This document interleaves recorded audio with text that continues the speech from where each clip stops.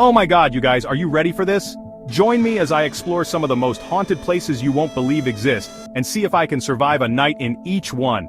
I'm talking creepy hallways, unexplained noises, maybe even a full-on ghost sighting, if we're lucky. There's something about haunted places that's just so intriguing, don't you think? The mystery, the suspense, the thrill of the unknown, it's all just so captivating. Like, what if there really are spirits out there, stuck between this world and the next? What if they're trying to communicate with us? It just gives me chills thinking about it. But also, like, in a good way. You know what I mean? So buckle up, grab your blankie, and get ready for a wild ride, because we're about to dive headfirst into a world of paranormal activity. First up, we're heading to the Rocky Mountains, to a place that's basically synonymous with haunted hotels, the Stanley Hotel. This massive grand hotel looks like something straight out of a horror movie, and honestly, that's not too far off. This place is crawling with stories of paranormal activity. I'm talking lights flickering, pianos playing themselves, shadowy figures lurking in the hallways. People say it's the ghost of F.O. Stanley himself, the original owner, still hanging around making sure everything is up to his standards. Like, can you imagine? You check into a hotel for a relaxing getaway, and the dead owner is rearranging the furniture in the middle of the night. And if the stories weren't creepy enough, the Stanley Hotel is also famous for inspiring Stephen King's The Shining. Remember that terrifying movie about the haunted hotel and the writer who goes crazy? Yeah, that's this place. King actually stayed in room 217, which is supposedly one of the most haunted rooms in the hotel. They say he woke up one night to the sound of children laughing in the hallway, but when he looked outside there was no one there. Just thinking about it gives me goosebumps. They say King wrote the entire first draft of The Shining right here in this hotel, fueled by all the creepy vibes and paranormal energy. So naturally, I had to book a night in room 217, you know, for research. I even brought my own typewriter, just in case the ghostly inspiration strikes. Don't judge. Honestly, I'm equal parts excited and terrified. What if I see Mr. Stanley himself wandering the halls? What if I hear those ghostly children laughing? What if I end up writing a horror novel myself? Okay, maybe that last one's a stretch, but hey, you never know.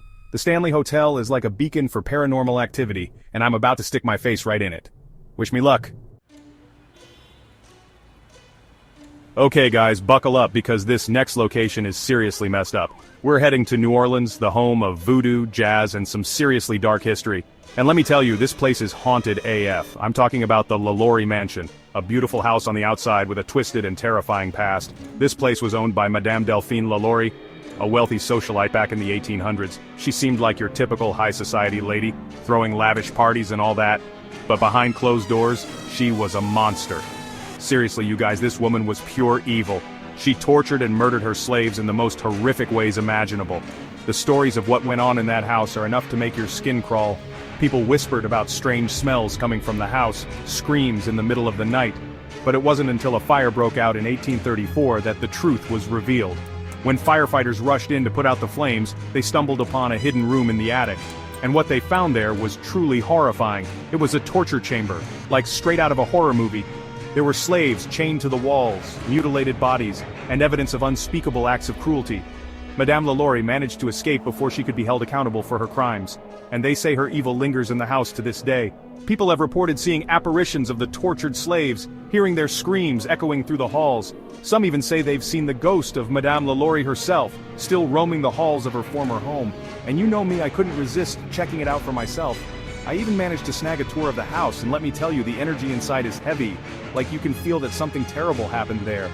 The air is thick with sadness and anger. I swear I even saw a shadowy figure out of the corner of my eye, but when I turned to look, it was gone. Coincidence? Maybe. Or maybe it was one of Madame LaLaurie's victims, still seeking justice from beyond the grave. Chapter 3, The Bell Witch Cave, where whispers turn into blood-curdling screams. You guys, I am freaking out right now. We just left the Bell Witch Cave in Tennessee, and let me tell you, that place is no joke. It's like stepping into another dimension, a dark and twisted dimension where the veil between the living and the dead is thin as tissue paper. This isn't your typical haunted house with creaky floorboards and cold spots. This is next-level paranormal activity. We're talking about a malevolent entity, a vengeful spirit known as the Bell Witch. Legend has it that this nasty piece of work tormented the Bell family back in the 1800s, scratching them, pulling their hair, even poisoning the patriarch of the family, John Bell. They say the witch was obsessed with John Bell, and not in a good way.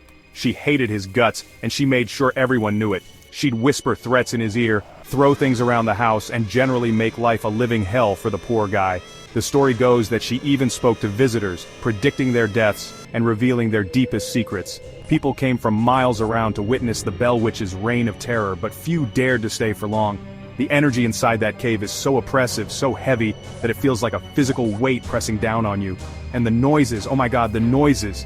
We're talking blood-curdling screams, disembodied voices, and this weird, low humming sound that seemed to vibrate through your bones. I swear I felt something touch my shoulder at one point and I almost lost my mind. We even tried communicating with the Bell Witch using a spirit box, and let me tell you, some of the things we heard sent chills down my spine. It was like the witch was toying with us, whispering threats and insults just out of reach. I know some people think it's all a hoax, but after experiencing it firsthand, I'm convinced that something truly evil haunts that cave. Chapter 4, the Villisca Axe Murder House, where the walls whisper unsolved secrets. Okay, you guys, I'm officially terrified. We're in Villisca, Iowa, at the infamous Villisca Axe Murder House. This place is shrouded in darkness, both literally and figuratively. It's a small, unassuming house from the outside, but inside, it holds the weight of a horrific crime.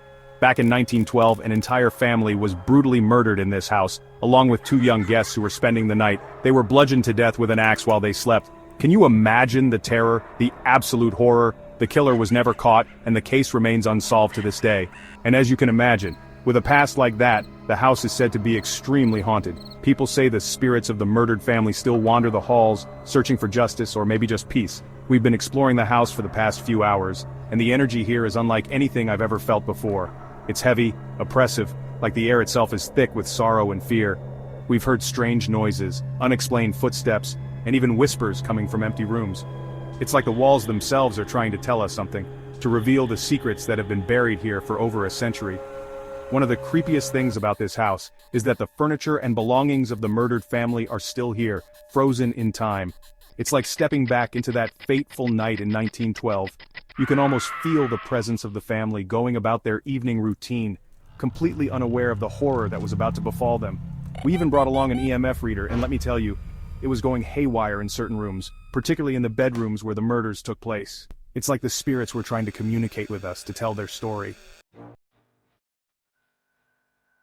Chapter 5, Moundsville Penitentiary, where the guilty serve time and the innocent seek justice. This next place, you guys, it's not just haunted, it's heartbreaking.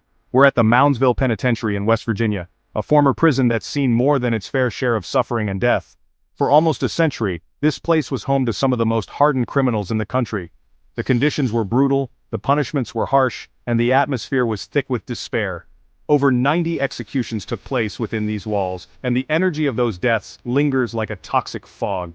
People have reported seeing apparitions of former inmates, hearing the clanging of cell doors, and even feeling the touch of unseen hands. But one story in particular really got to me. It's the story of a man named William, who was wrongly convicted of murder and executed in the prison's electric chair. They say his spirit never left, that he's still searching for justice, for someone to hear his cries of innocence. I can't even imagine the agony, the injustice he faced. To be ripped away from this world for a crime you didn't commit, it's just unfathomable. We visited the execution chamber, and let me tell you, the energy in that room is beyond intense. It's heavy, suffocating, like the walls themselves are soaked in the fear and suffering of all those who met their end there. I swear I could almost smell the ozone, feel the electricity crackling in the air. We even tried contacting William using a Ouija board, and while we didn't get any concrete answers, the planchette moved with a frantic energy that was both terrifying and heartbreaking. It's like he was trying to reach out to us, to tell his story, to finally find some peace. This place, it stays with you. It makes you question everything you thought you knew about life, death, and the justice system. Oh my god, you guys, I am so exhausted, but in like, the best way possible. We just spent the past week exploring some of the most haunted places in America, and let me tell you, I have seen some stuff. We're talking creepy shadows, disembodied voices, objects moving on their own, the whole 9 yards. I'm still not sure what to believe, but one thing's for sure, the paranormal is real, and it's out there. Thanks for joining me on this journey into the unknown. If you've got a favorite haunted place, be sure to share it with me in the comments below. And if you're looking for more paranormal thrills, be sure to check out my video on ghost stories and paranormal investigations. Until next time, sleep tight, or don't.